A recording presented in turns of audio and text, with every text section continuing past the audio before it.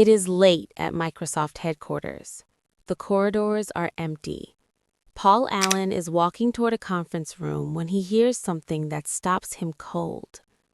Voices. His name. He moves closer, presses toward the door, and through the walls of the company he built, he hears his best friend and business partner discussing how to steal from him. Not loudly, not angrily, calmly, methodically, the way you discuss a spreadsheet or a quarterly report. Just two men in a quiet room deciding how to dilute the shares of their co-founder while he is too weak from chemotherapy to notice. Paul Allen had just survived cancer. He thought the worst was behind him. He was wrong. He stood in that corridor and did not move, did not speak, did not push open the door and demand answers. He just listened until he had heard enough. Then he turned around and walked away from Microsoft forever. The man who saw the future before anyone else, the man who made the call that started everything, the man without whom there is no Microsoft, no Windows, no Bill Gates as the world knows him today. Gone, just like that. But here's the question nobody asks. How did it get to that corridor? How does a friendship built on shared obsession and a dream turn into two men quietly plotting in a room? How does the man who built the foundation end up erased from the very thing he created? To answer that, we have to go back, way back, to a freezing street corner in Albuquerque, New Mexico, 1975. A young man standing at a newsstand staring at a magazine cover, about to change the world and never get the credit for it. Paul Allen was born in Seattle in 1953. Quiet, intense, the kind of kid who devoured books and saw patterns in things other people walked past without noticing. He met Bill Gates at Lakeside School in Seattle. Gates was 2 years younger, loud where Allen was quiet, aggressive where Allen was thoughtful. They were opposites in almost every way. But they shared one obsession: computers. This was the early 1970s. Computers were not personal. They were not in your pocket or on your desk. They were the size of rooms, owned by governments and universities. The idea that ordinary people would one day own one was considered science fiction. Paul Allen did not think it was science fiction. He thought it was inevitable, and he thought it was coming soon.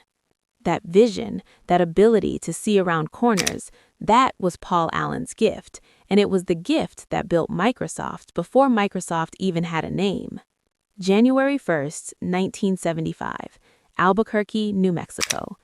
Allen was walking to a newsstand when he saw it, on the cover of popular electronics magazine, the Altair 8800, a small personal computer kit you could build at home. He stood on that street and felt something shift inside him. This was the moment he had been waiting for. Personal computing was not coming someday, it was here, right now, on the cover of a magazine at a newsstand in New Mexico. He ran to Gates, showed him the magazine, said they needed to act immediately, that if they did not move now, someone else would, and the window would close forever. Gates agreed. They called the makers of the Altair and told them they had a programming language ready to run on it. They were lying. They had nothing, but they got the meeting. Then they built it. In 8 weeks of almost no sleep, Allen and Gates created a working version of BASIC for the Altair 8800. When Allen flew to Albuquerque to demonstrate it, it was the first time the code had ever been run on an actual machine. It worked perfectly. That was the beginning.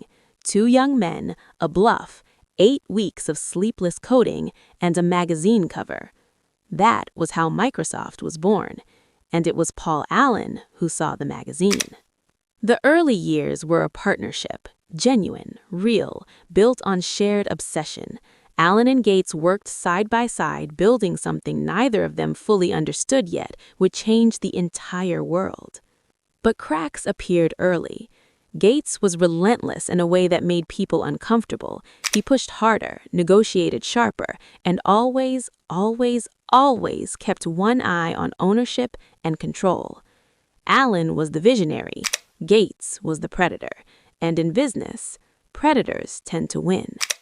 Gates began slowly diluting Allen's share of the company, not dramatically, not all at once, just quietly, steadily, deal by deal, until Allen's ownership had shrunk significantly from what it had been at the beginning. Allen noticed. He raised it. The conversations were tense, but nothing prepared him for what came next. 1982. Paul Allen was 29 years old. He was diagnosed with Hodgkin's lymphoma, cancer. He began treatment, chemotherapy, the kind that hollows you out and leaves you fighting just to exist. He was sick. He was scared. He was vulnerable in a way he had never been before in his life. And that's when it happened. One evening, Allen walked toward a conference room at Microsoft. Through the door, before anyone knew he was there, he heard voices. Gates and Steve Ballmer, Microsoft's other key executive. They were talking about him. Specifically, they were talking about how to dilute Paul Allen's shares further, how to reduce his stake in the company he had co-founded, how to take more of what was his. His best friend, the man he had built everything with, plotting against him while he was sick. Allen did not burst through the door. He did not confront him immediately. He just stood there in the corridor and listened. And something inside him broke that he later said never fully healed. He resigned from Microsoft shortly after. He was 29 years old. He had just survived cancer, and he had just been betrayed by his closest friend. Here's what makes the betrayal so devastating. Allen didn't need the money. He left Microsoft as a billionaire. By the time the company went public in 1986, his remaining stake was worth hundreds of millions of dollars. He would never struggle for anything material for the rest of his life. That's not the point. The point is what Gates took that money cannot measure. He took the story. From the moment Allen left, Microsoft became Bill Gates. Every profile, every documentary, every history of the personal computing revolution. Gates on the cover of Time magazine, Gates testifying before Congress, Gates becoming the most famous businessman on Earth. Paul Allen built the foundation of all of it. He saw the magazine, he made the call, he flew to Albuquerque with code that had never been tested on a real machine and made it work through sheer will. And the world never knew his name. That's what greed actually costs. Not just money, not just ownership percentages. It costs someone their place in history. It costs someone the right to be remembered for what they actually did. Gates did not just take shares from a sick man. He took his story. What did Paul Allen do after Microsoft? Everything. He funded the first privately built spacecraft to reach space, Spaceship One. Years before Elon Musk made private space exploration fashionable, Allen was writing the checks that made it possible.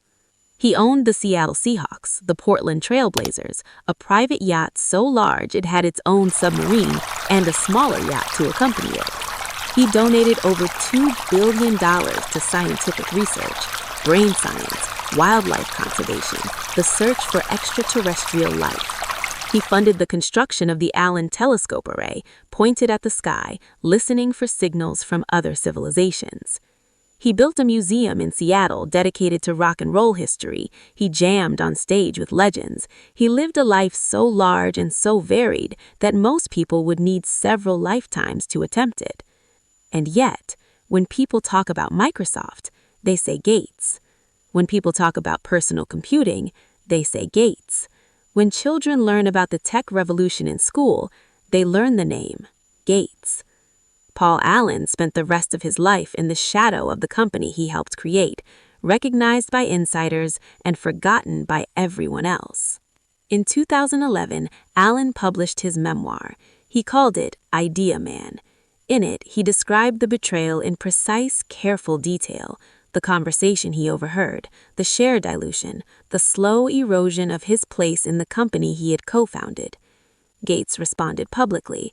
He said he was saddened by Allen's characterization of events. Not that it was wrong, saddened by the characterization. The friendship limped on, wounded, functional in the way that things are functional when both parties have decided that acknowledgement is more painful than silence. Paul Allen was diagnosed with non-Hodgkin's lymphoma in 2018, the same disease returning after decades, as if it had been waiting. He died on October 15, 2018. He was 65 years old. Bill Gates attended the funeral. Here's what I want you to sit with. Paul Allen was worth $20 billion when he died. He had lived one of the most extraordinary lives of anyone in his generation. By any measure of wealth or achievement or adventure, his life was remarkable. And yet, the man who saw the magazine, the man who made the call, the man who flew to Albuquerque with code that had never been tested on a real machine and made it work,